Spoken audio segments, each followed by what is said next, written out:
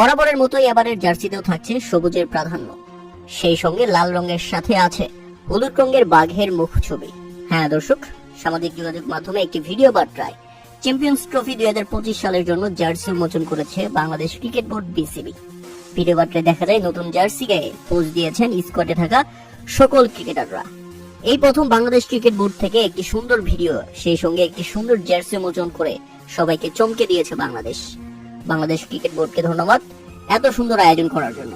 স্কোয়াডে থাকা সকল ক্রিকেটাররাই ছিলেন এই ভিডিওতে এবং সবাই জার্সি নিয়ে পোজ দিয়েছেন। বিশেষ করে তাসকিন আহমেদ, তানজিদ হাসান তামিম, মাহমুদুল্লাহ রিয়াদ, মুশফিকুর রহিম, নাজমুল হোসেন শান্তরা ছিল একেবারে আগুন। জার্সি উন্মোচনের পাশাপাশি এই জার্সি গায়ে বাংলাদেশ মাঠের পারফরম্যান্সেও আগুন ঝরাবে, এমনটাই প্রত্যাশা লাল সবুজের সমর্থকদের।